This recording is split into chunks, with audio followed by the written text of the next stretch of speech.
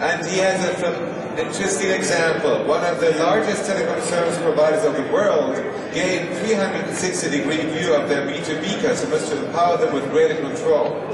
Learned what they did to radically simplify their business processes to equip internal stakeholders with the right information of the customer at the right time in the right format. They saved millions while delivering superior customer experience. I'm looking forward to listening to this story. Please welcome Jayant Dwarkanath, CEO of Intense Technologies. Thank you, Jeff. And good afternoon, ladies and gentlemen. Just to add to where I come from, I lead Intense Technologies, and we are a software development company focused on building products that automate processes throughout the customer journey in any enterprise, from onboarding the customer to gaining insights and a 360-degree view to collaborating and consistently managing the communications from the business to the end customer.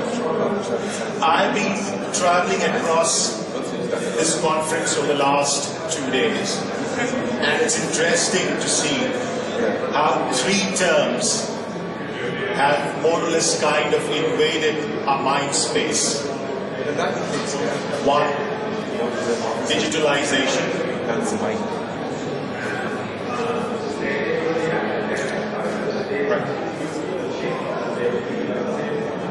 Okay, am I audible now? Yeah. As I said, over the last 2 days going around this conference, and for that matter many more across various other geographies, it's interesting to see how 3 terms have more or less invaded our mind space. Big data, digitalization, and customer centricity. What the first 2 do for customer centricity, and why not? In the days of economy, we almost knew our customers by name, but today it's economy. And all we know about a customer is that some faceless person is leaving a digital imprint on the web, from where we need to gather more information about him or her to see how he or she reacts next towards our business. And to that extent, when you talk about customer centricity, one looked at PricewaterhouseCoopers, what they felt customer centricity was all about. And it's interesting to note that except for the commitment of the people involved in any organization, most other circles, from managing processes to get a 360-degree view, to managing technology for strong data management, and customer analytics and service delivery, all speak of either data or information. And for this, for the reasons of this talk, I'll speak of data and customer information side by side. When one Googled what it takes to make data work for any organization, something like this came up. 1 was collecting accurate data. Second was cleansing data. Identifying relationships between data so as to gain a holistic view of where the relationships are. Collaborate, if it's a large enterprise, collaborating data from silos to ensure that a final 360-degree view of an individual is obtained. But is it as simple as that? In fact, across in the hall where we have a stall at Hall 6, a very large e-commerce firm talks of, and they have branded, they're branding all over, they talk of big data, everyone's dream. From our experience in field, dealing with large enterprises which depend on data, I think it is still everyone's dream. Because in any organization, and this is a statistic that has come up, most organizations have over 10 years of data where only 1/3 33% of that data is usable. How is that?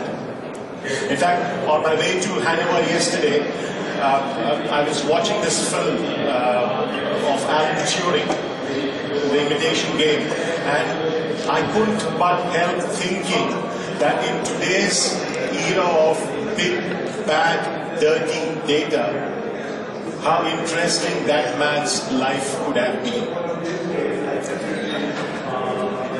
Now, my case study today is about a large telecom enterprise and how they dealt with information that was available in silos to improve what they wanted to do towards their experience of their enterprise customers. And in this case, this is a large telecom enterprise, and what they were seeking to do was to improve the customer experience of their enterprise customers.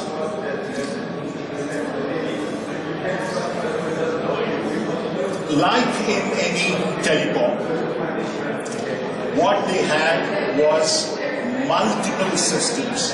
And this is a large telecom enterprise, and they've been in business for years now and adopted technology for years. So they have various levels and various vintages of technology. From first, in fact, the same end enterprise customer was being served by 17 different billing systems. From first generation billing systems to second generation systems and current convergent billing systems to homegrown COBOL-based billing systems. Not only billing systems, and you had provisioning systems, you had CRM systems, so you had data available in so many pockets. And you had the same customer information across all these systems. And all these systems were there for a reason. And as their business grew, obviously, they felt it was necessary to deploy these systems. And those same reasons exist even today. However, suddenly they realize that each customer is provisioned across 25 different systems.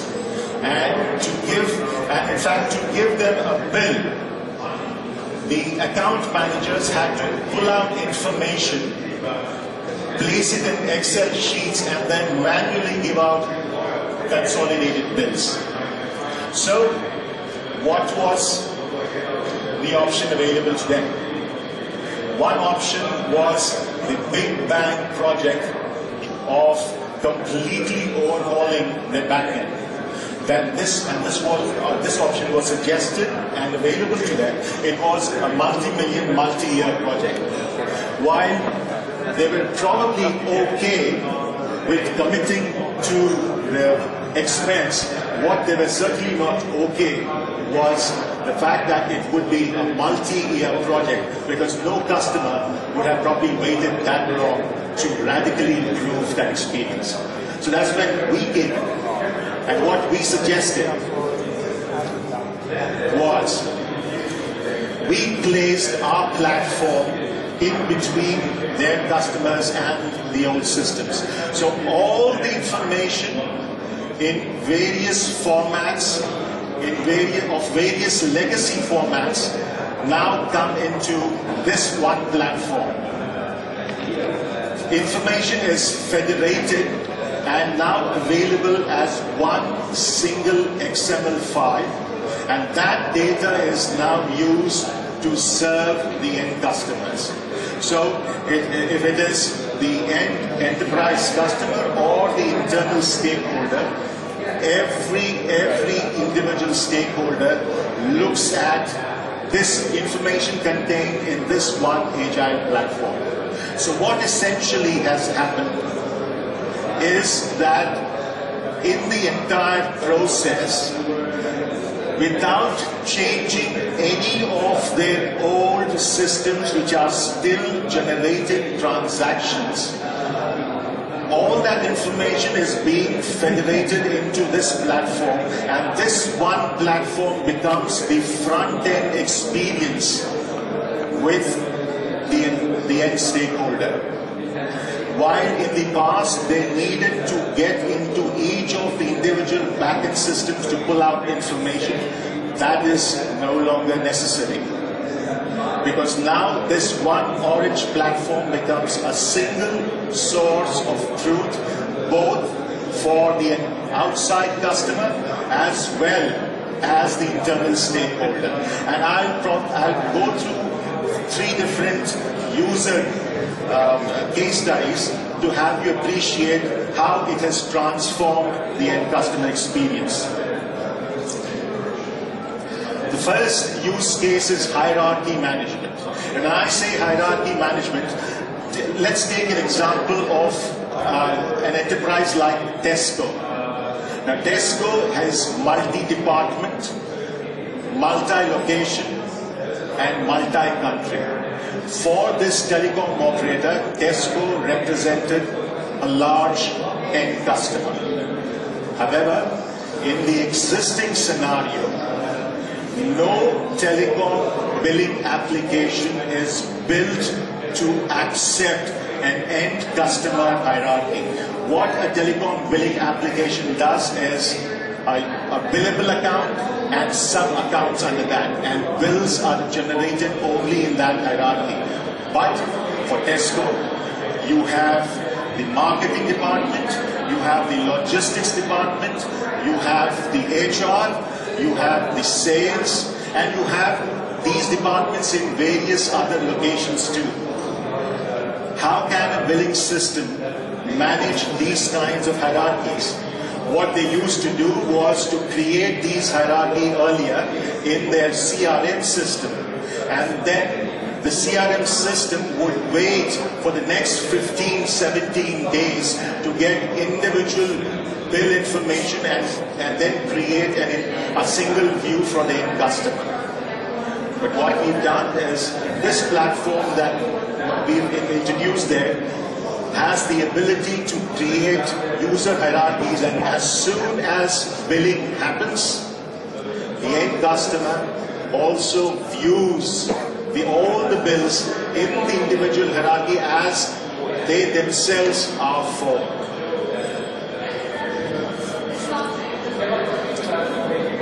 Conglomeration.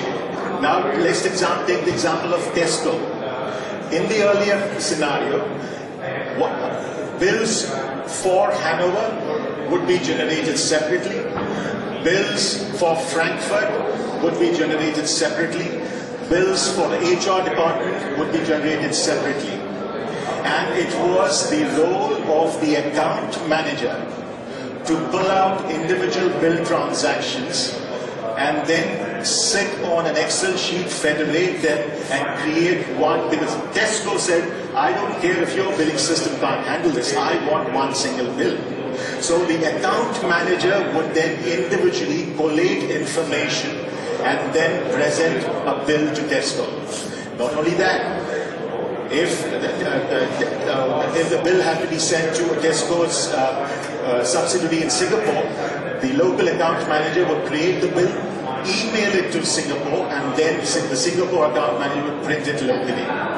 Now what happens is, because of the hierarchy which is being created, all the system has to do is to check box which accounts need to be consolidated, and automatically on the billing day a consolidated bill is available to the end customer. Not only that, at that same moment an FTP file is sent to the outside locations too, and they're printed online. Use case 3, purchase order management. Very interesting. In fact, until we did this, I didn't know how enterprise bought service. You and I, when we use a GSM phone or any phone, we wait for the bill to come to us at the end of the month and we make the payment. Not with enterprises. I mean, there are thousands and thousands of bills. What they do is to release a purchase order in advance to the telephone operator. Right? At the end of the month, the account manager has to see what has been the consumption against each purchase order, and then manually check whether it is whether a new purchase order has to be raised. Have they need to go back to the end customer because, hey, you need to raise a new purchase order, or can you there's still amount available in the original contract to adjust it for the following month. And this is only for one location or one department. In a large enterprise, again, I'm taking the example of Tesco, multi-division, multi-account manager, multi-location. Imagine the number of purchase orders that one has to manually keep track. Always, because of disputes between the end enterprise and the telecom operator, payments against any purchase order would always get delayed. And any delay, obviously, is revenue loss. Now, with an automated system like this, and I'm talking about this not in terms of managing big data, but what one can do if you have federated data from across sources, and what you can do and with what ease you can improve your customer delivery process. And now today, whenever a purchase order is released, the amount, the date, and the value is always cross-checked with a bill that gets generated.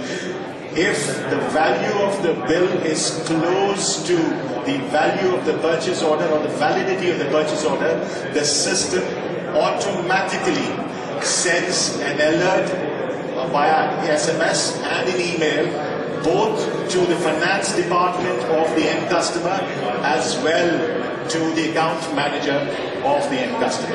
And so it's an automated process. Now all the account manager has to do is to look for that alert and notification and get back to the end customer on a fresh purchase order, or probably adjust what needs to be done. As I said, in the past, we had multiple end systems, and unfortunately for the end customer, he or she had to log in to multiple interfaces. Imagine for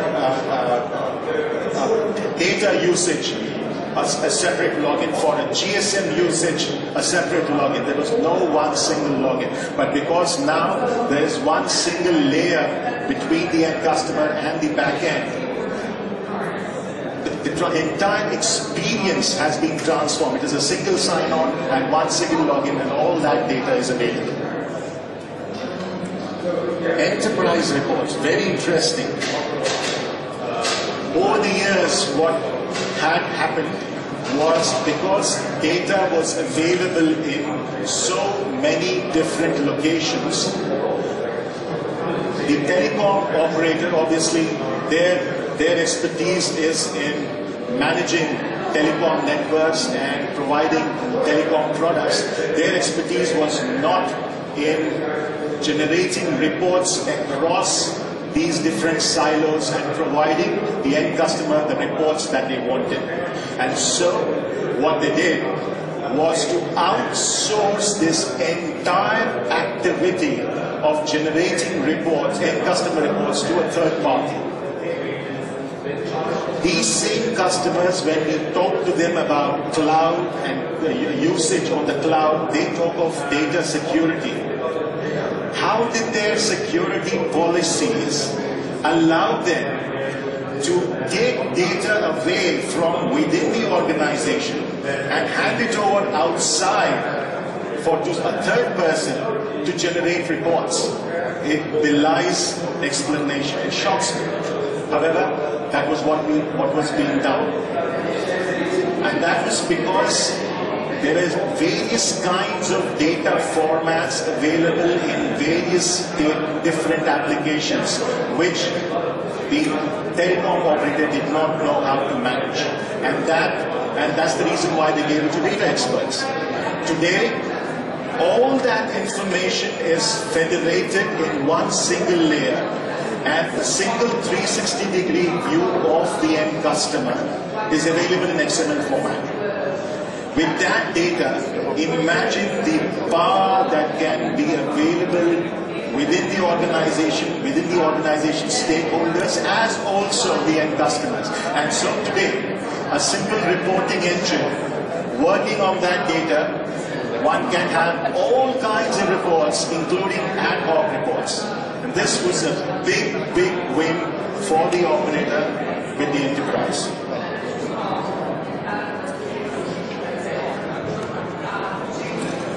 Benefits, no-brainer. What was envisaged, what was suggested as a multi-million, multi-year project. And if you recollect, multiple different back-end systems talking to different stakeholders, as opposed to multiple back-end systems talking to one platform, and that platform becoming the interface with all the external stakeholders. Now this entire project got commissioned and is working in 6 months' time. Absolutely, 6 months. Now the question is, does that mean that no, they don't need to change their older systems or back-end systems? Of course not. But what it gives them is the facility to now sit back and strategize what they need to phase out in that manner. Because the entire customer side of the business has been taken care of. Thank you. A transformation process like that, it usually takes years. Yes. How can you do it in a few months, 6 months or 9 months? Whenever one speaks of a transformation, what one is alluding to is a complete overhaul of all the old systems. The reason why old systems do not perform at the same level as current systems, because the architecture is old, the ability of the system is limited. However, because of the customer requirements growing, the new customer requirements cannot be managed by an older system. And so what is decided is, okay, we will overhaul the old system. You can't just break an old existing working edifice and say we'll put it all together new in 6 months' time. That's the reason why completely overhauling the backend system takes long. What we didn't touch the backend systems at all. We took all the information from the backend systems, put it in our platform, and what you got out was a modern output. And now you can work on that output and deliver information to what the customer requires. And that's why it took just about 6 months. This is so impressive. I bet you've got a few questions. Think of what you could use for your business. What would you like to know? You've heard this transformation story. How does that apply to your businesses? So when one speaks of digital transformation, one is talking about overhauling the entire backend structure. What we do is we achieve the end result without touching the backend system. So we speak of ourselves as digital transformation accelerators. You still require probably to overhaul your backend systems, but what we promise is within 6 months' time, your end customer requirements will be sorted out. Now you go into your own home and clean up what you have to clean up. Yes. Hello? So the problem is not always delivering the project fast, but the customers are not ready to move that fast. They have their own development cycles for all backend systems. So how does it work so fast? Precisely. The problem of any digital transformation process is what you said. It is a working system. You cannot halt a working system and replace it with something new, because current business has to go on. And so what the approach that we have taken is that you do not rip and replace your old system at all. But instead of each of those old systems generating output and having multiple touch points with the stakeholders concerned, all of that information is dovetailed into one box, and output coming out from that box becomes the experience layer with the end customer. And now, once the end customer requirements are taken care of, we believe that any organization then has the time and the courage to look back and see, okay, what do I need to do with my architecture now? Hi. Of course, you didn't go in technical details, but I guess that some sort of data duplication involved. And I was wondering if you had experienced some sort of data consistency problem or something like that. Yeah. Thank you. Very true, that because what happens is, because information of a customer is available in all backend systems, when it is federated, there are instances where information gets duplicated, and that's where technologies to identify those also are brought in. Yes, that's part of the entire process. Things you'd like to know. You've told us the story of B2B relationships. Does that also apply to B2C? Of course it does, because the technology remains the same. The products that you and I consume are probably different. But the technology, the backend applications, and how you and any other physical entity is provisioned into any enterprise, that continues to remain the same. So, as much as this was a B2B case, the same would have been a B2C case too. Any more questions from the audience? Do you have a booth? Yes, we are available in Hall 6 in the India Pavilion. Okay, that's great. And I bet that some of you would like to talk to you right after this talk to get into more details that concern you personally. You know, just profit from this occasion to get free advice from people who are extremely expensive when you hire them. So thank you very much, Mr. Jayant Dwarkanath of Advanced Technologies. This was an impressive presentation. Thank you very much.